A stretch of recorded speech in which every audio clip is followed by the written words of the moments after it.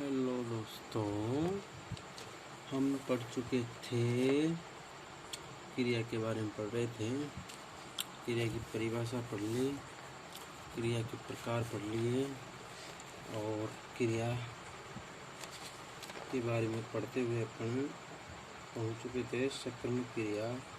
सकर्मक क्रिया में के बाद में सकर्मक क्रिया के में ही दो भेद थे। तो उसमें होता है एक कर्मक क्रिया और एक द्विकर्मक क्रिया। एक कर्मक क्रिया जिसमें एक कर्म होता है। एक कर्मक क्रिया दूसरी होती है द्विकर्मक क्रिया।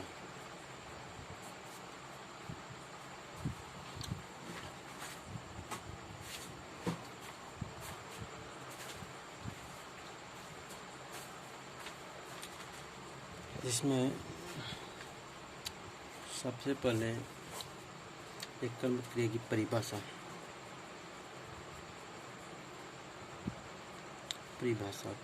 है जब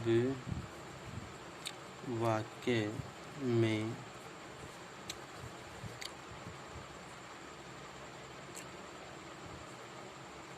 क्रिया के साथ एक ही क्रम हो,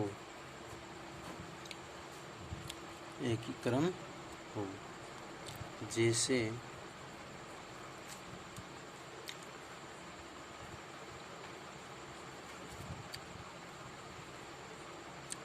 यश भोजन कर रहा है। इसमें एक ही कर्म है, यानी कि कर्ता के साथ में एक कर्म है। वो क्या कर रहा है? भोजन कर रहा है। तो क्या हो गया? कर्म हो गया। करना क्या हो गया? क्रिया हो गई। ठीक है। यश क्या है? कर्ता है।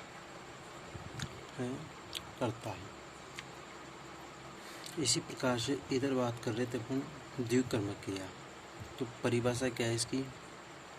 द्विकर्मक परिभाषा है कि वाक्य में क्रिया के साथ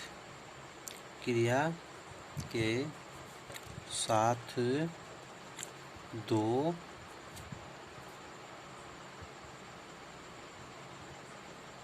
कर्म हो, यानी कि कर्म कितने चल रहे हो? एक साथ दो। जैसे उदाहरण है इसका,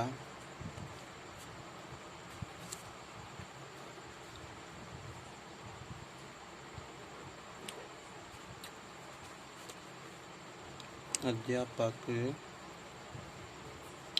छात्रों को हिंदी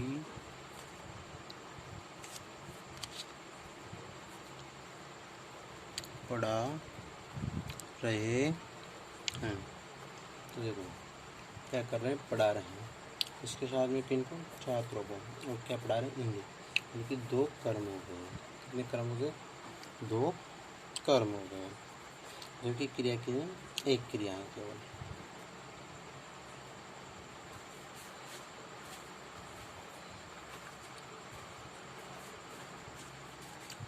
ये थी अपनी कौन सी क्रिया? सकर्मक क्रिया के पाठ।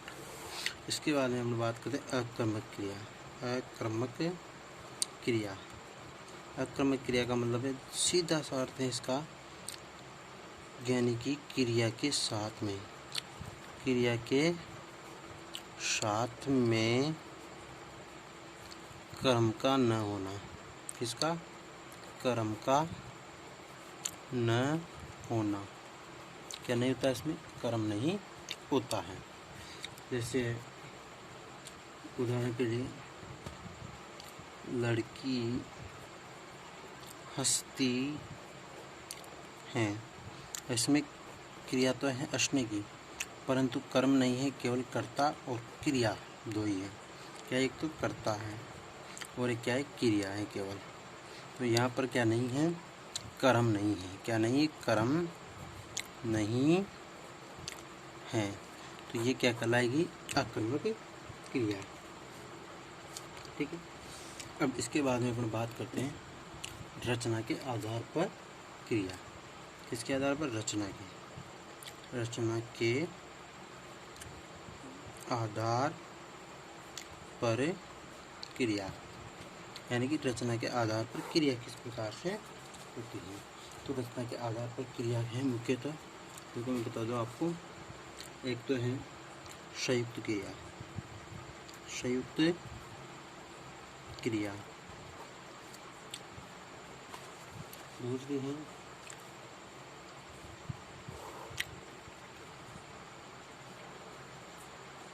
प्रेरणार्थक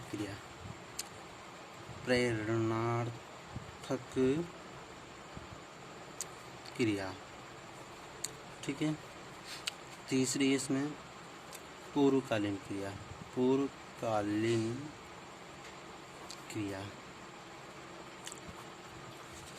चौथी इसमें नाम धातु क्रिया। चौथी क्या है, नाम धातु क्रिया।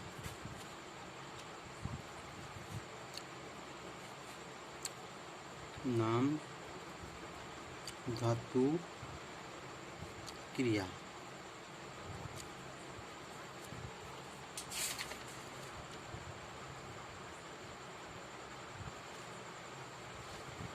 उसके बाद में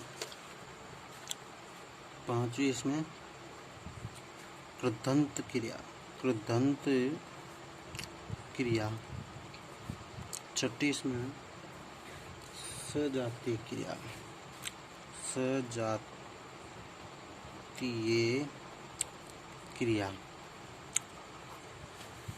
और इसके बाद में है 7वें नंबर पर सहायक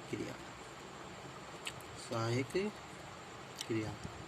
अब इनको अपन बारी बारी से देख लेते हैं। तो सबसे पहले अपन देखते हैं कौन सी क्रिया देखेंगे, संयुक्त क्रिया। कौन सी देखेंगे, संयुक्त क्रिया।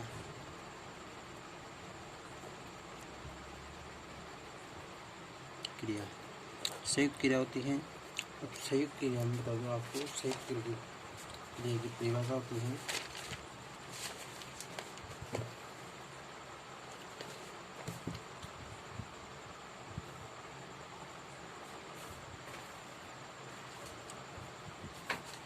क्रिया में दो या दो से अधिक धातु मिली हो।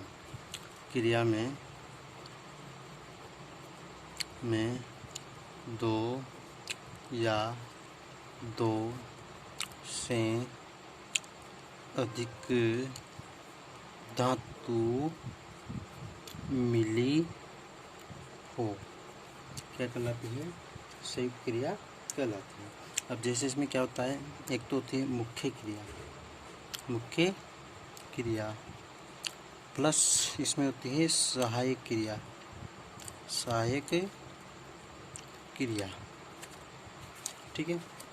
तो इसके बाद में हम बात करते हैं, उदाहरण है इसका। उदाहरण है जैसे अभिषेक विनोद उठ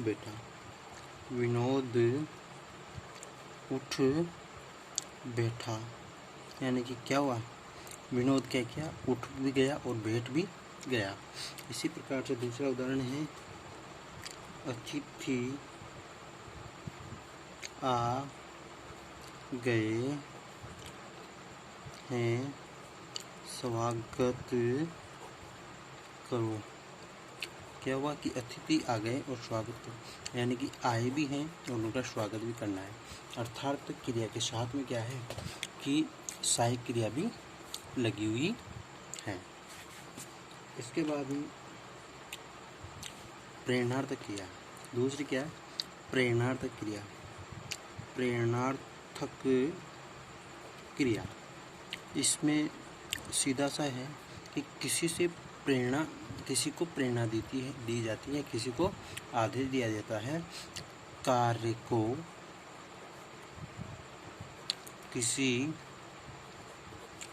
दूसरे से करवाना, कार्य को किसी दूसरे से करवाना। जैसे माताजी पत्र लिखवाती हैं।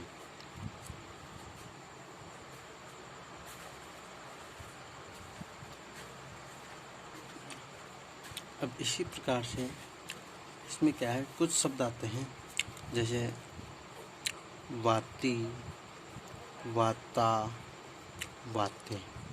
अगर ये दिख जाते हैं तो यहाँ पर क्या होगी, प्रेरणार्थक क्रिया होगी। इसके बाद में करते हैं पूर्वकालीन क्रिया। कौन सी, तीसरे नंबर पे अपनी पूर्वकालीन क्रिया। पूर्वकालीन क्रिया, इसकी क्या होती है परिभाषा, देखिए इसकी परिभाषा होती है कि इसमें दो क्रियाएं प्रयुक्त होती हैं। क्या होती है, दो क्रिया प्रयुक्त होती हैं, प्रयुक्त होती हैं, साथ साथ चलती हैं, जिसमें पहली संपन्न हो जाती है। क्या हो जाती है, संपन्न होती है और दूसरी चालू होती है। जैसे उदाहरण है, जैसे इसका उदाहरण है, राम पढ़ कर सो गया। राम क्या किया, पढ़ करके सो गया।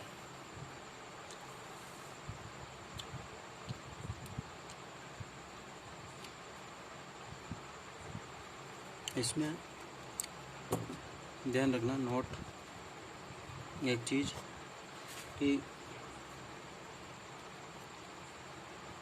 धातु के बाद में, धातु के बाद में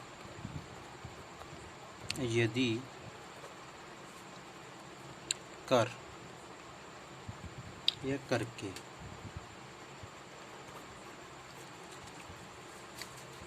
लगाने पर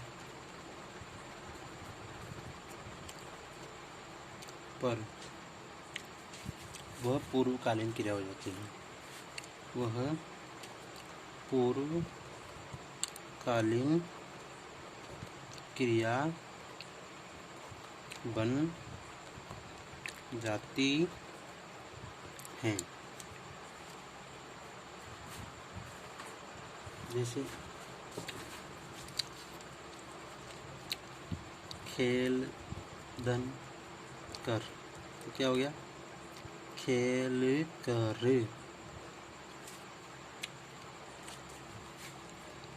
पढ़ कर आदि।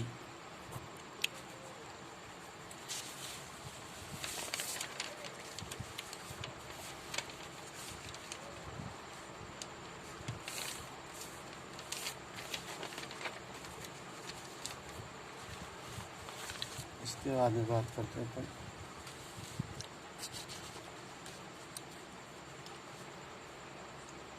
नाम धातु क्रिया।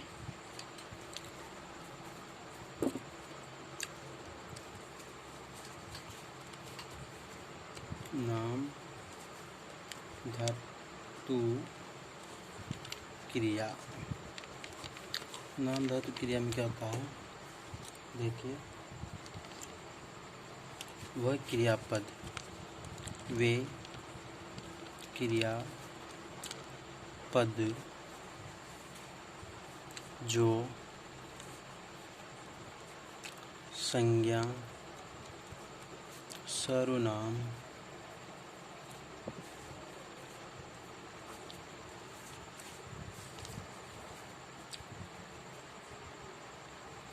विशेषण,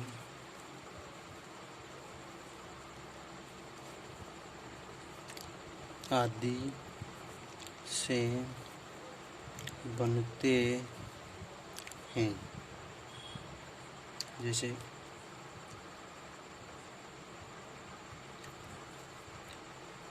रंगना, लजाना,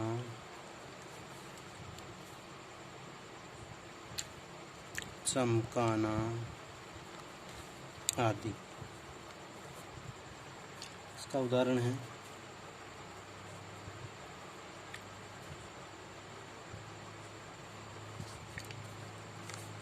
तुम्हारे काम मुझे लजाते हैं। तो ये क्या हो गई? धातु काम धातु क्रिया हो गई। इसके बाद में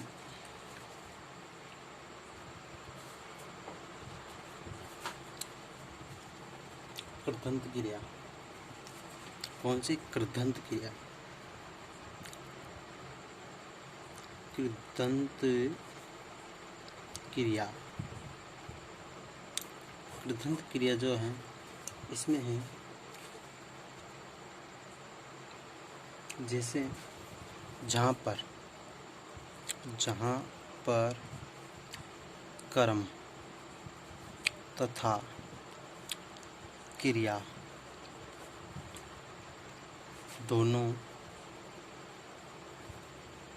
एक ही धातु से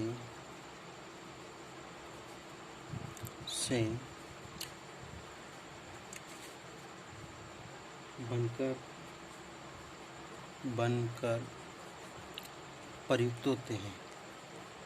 प्रयुक्त होते हैं। जैसे उदाहरण है भारत ने लड़ाई लड़ी। क्या कि भारत ने लड़ाई लड़ी। इसके बाद में अगली आती है अपनी सजातीय क्रिया। सजातीय क्रिया। सजातीय क्रिया होती है, सॉरी ये सजातीय क्रिया है, ये सजातीय क्रिया है। इसके बाद में कृदंत क्रिया है। कृदंत क्रिया। कृदंत क्रिया होती है, इसमें वे क्रिया पद जो क्रिया शब्दों के साथ प्रत्यय लगाने पर बनते हैं। क्या लगाने पर? प्रत्यय लगाने पर बनते हैं। प्रत्यय लगाने पर बनते हैं।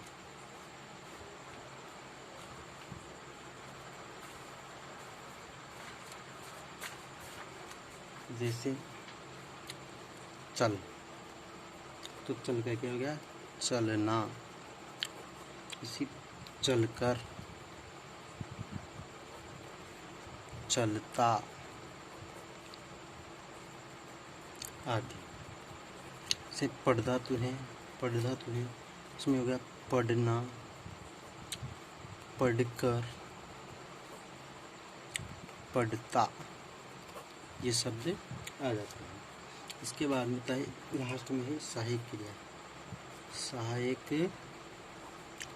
क्रिया। सहायक क्रिया है, सहायक क्रिया में है, इसकी परिभाषा है किसी भी वाक्य में मूल क्रिया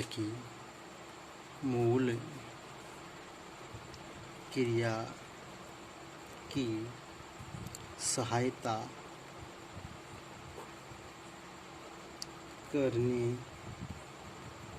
वाले पद को सहायक क्रिया कहते हैं। सहायक क्रिया कहते हैं। तो ये थी अपनी क्रिया, और इसके बाद में अपन काल के आधार पर क्रिया, इसके आधार पर काल के आधार पर क्रिया, काल के आधार पर क्रिया, काल के आधार पर क्रिया। काल को आप जानते हैं, यानी कि देखो वर्तमान काल, काल,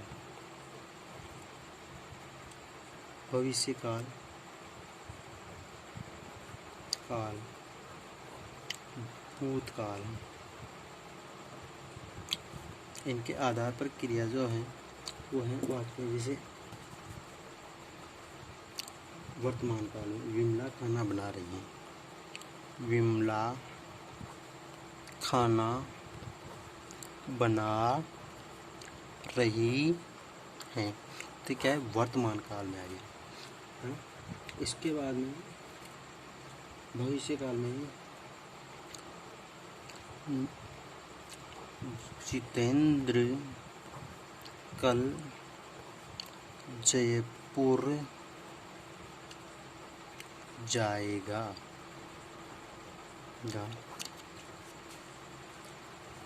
इसके बाद में नेहा पुस्तक पढ़ रही हैं। यह है। तो देखिए दोस्तों, मैं आपको बता दूं, ये थी अपनी क्रिया है। क्रिया को 2 पार्टों में पूरा किया है अपन ने। तो मैं चाहता हूं आपसे कि आप वीडियो को सब्सक्राइब करेंगे, लाइक कीजिए और शेयर कीजिए। तो अपन अब अगली कक्षा में कुछ आगे की बात करेंगे, विकारी शब्दों की बात करेंगे, वो अगले पार्ट में मैं आपको बताऊंगा।